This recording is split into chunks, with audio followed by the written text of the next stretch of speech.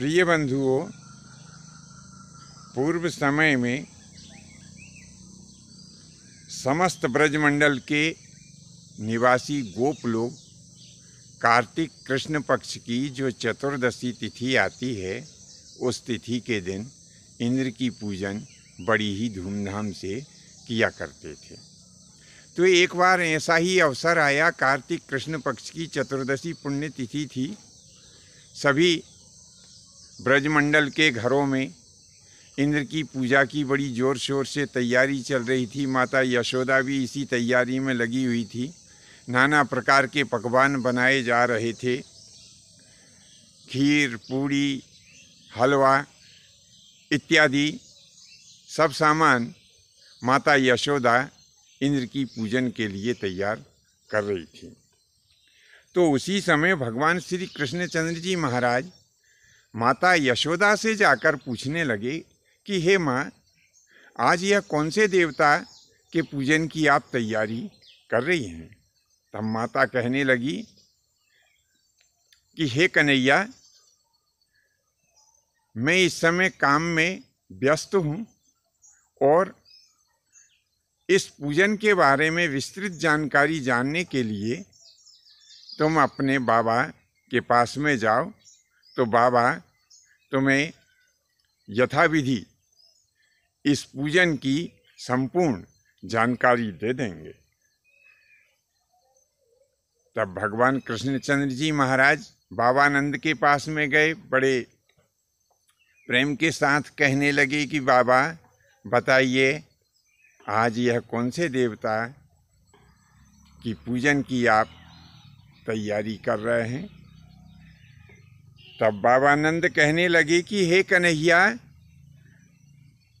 अरे तुम्हें पता नहीं है, आज हम इंद्रदेव की पूजन की तैयारी कर रहे हैं। तो भगवान कृष्ण कहने लगे, बाबा हम आज इंद्र की पूजा क्यों करते हैं? बाबा कहने लगे, अरे कन्हैया, तू बड़ा भोला है। तुम्हें पता नहीं है कि इंद्र की ही कृपा से जल बरसता है, और जब जल बरसता है तो हमारे खेतों की प्यास बुझती है। जब खेतों की प्यास बुझती है तो फसल अच्छी होती है। जब फसल अच्छी होती है तो हम सब सुखी होते हैं। बेटा, इंद्र जब जल बरसाते हैं तब पृथ्वी के ऊपर हमारी जो गौ माता है, उन्हें चरने के लिए बहुत घास उत्पन्न होता है। उस घास को हमारी गौ माता खाती है, और जब वह अच्छा घास खाती है तो दूध भी बड़ा अच्छा देती है। जब गौ माताएं अधिक दूध देती हैं तो उनके दूध से उत्पन्न जो सुंदर सुंदर पदार्थ हैं, वो भी हमें अधिक मात्रा में खाने पीने के लिए मिलते हैं, जिससे कि हमारी यह देह पुष्ट होती है। बेटा, तुम्हें जानकारी नहीं है कि जब इंद्रदेव जल बरसाते हैं तो उस समय पर्वत के ऊपर वनस्पतियां निकलती हैं और ऐसी ऐसी दुर्लभ जड़ी बूटियां उत्पन्न होती है जो अनेक रोगों में काम आती है, जिनका उपयोग करके हम निरोग होते हैं। हे पुत्र, जब इंद्र जल बरसाते हैं तो उस समय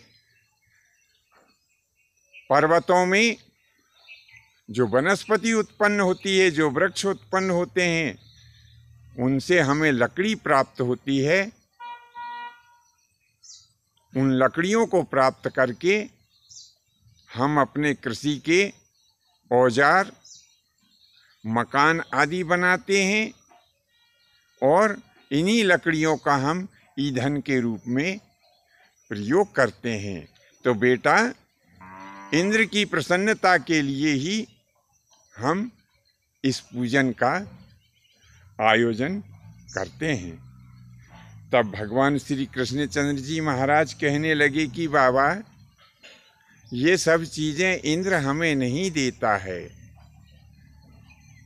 ये सब चीजें तो हमें हमारे ये जो गोवर्धन पर्वत नाम के बाबा हैं, ये हमें देते हैं। बाबा, इंद्र की पूजा करने से अच्छा है कि हम गोवर्धन पर्वत बाबा की पूजन करें। तो बाबा नंद कहने लगे कि बेटा, ये बताओ कि ये गोवर्धन पर्वत बाबा हमें कैसे ये सब चीजें देते हैं। तो भगवान कृष्ण कहने लगे कि बाबा, गोवर्धन पर्वत बाबा के ऊपर जो वृक्ष हैं, वे मेघों को आकर्षित करते हैं और इन्हीं वृक्षों के द्वारा वर्षा होती है। इसी गोवर्धन पर्वत के ऊपर हमारी गाय चरती है, जिनसे कि हम दूध प्राप्त करते हैं। इसीलिए हमें इंद्र की पूजा ना करके और गोवर्धन पर्वत बाबा की पूजा करना चाहिए। भगवान श्री कृष्णचंद्र जी महाराज की बात को समझते हुए बाबा नंद और उपनंद ने समस्त गोपों के पास में सूचना भिजवाई कि आज हम इंद्र की पूजा नहीं करेंगे, बल्कि आज हम अपने गोवर्धन पर्वत बाबा की पूजन करेंगे। ऐसा नंद और उपनंद का संदेश सुनकर सभी ब्रजमंडल के गोप अपने छकड़ों में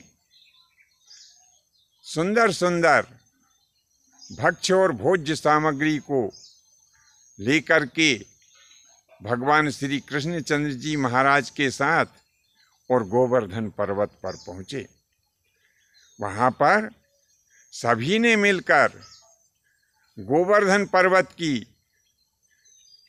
पूजा की। जब गोप लोग पूजन कर रहे थे, उस समय भगवान श्री कृष्णचंद्र जी महाराज कहने लगे कि आज इस क्षेत्र में एक परम कौतुक होगा, और ऐसा कौतुक होगा कि आप लोगों ने कभी इस कौतुक को देखा भी नहीं होगा। तब गोप लोग कहने लगे, कन्हैया, आज तुम हमें कौन सा कौतुक बताओगे भाई? तो कृष्ण भगवान कहने लगे कि हमारे द्वारा की गई पूजा से गोवर्धन पर्वत बाबा बड़े प्रसन्न हैं और आज वे हम सबको प्रत्यक्ष दर्शन देंगे। तब तो सभी गोप लोग हाथ जोड़ करके गोवर्धन पर्वत की स्तुति करने लगे। उसी समय क्या हुआ कि भगवान श्री कृष्णचंद्र जी महाराज स्वयं एक रूप से तो कृष्ण के रूप में रहे और दूसरे रूप से चतुर्मुख धारण करके गोवर्धन पर्वत के ऊपर प्रकट हुए। तब तो सभी ग्वाल वाल लोग खुशियों से नाचने लगे। कोई उन्हें फल अर्पित कर रहा था, कोई मिठाई अर्पित कर रहा था। तो इस प्रकार से सभी गोप लोग अपने अपने पसंद की भक्ष्य और भोज्य सामग्री उन भगवान श्री कृष्णचंद्र जी महाराज को अर्पित करने लगे, जो उस समय गोवर्धन नाथ के रूप में वहाँ पर प्रकट हुए थे। बंधुओं, द्वापर युग में ही भगवान श्री कृष्णचंद्र जी महाराज ने प्रकृति के संरक्षण का, वनों के संरक्षण का, पर्यावरण की शुद्धता का संदेश दिया। ये जो हम अन्नकूट गोवर्धन का त्योहार मनाते हैं, ये त्योहार हमें संदेश देता है कि हमें अपनी नदियों के जल की शुद्धि के ऊपर ध्यान देना चाहिए। हमें वृक्षों के संरक्षण पर ध्यान देना चाहिए, क्योंकि यदि वृक्ष नहीं रहेंगे तो वर्षा नहीं होगी। वृक्ष से ही हमारा जीवन है।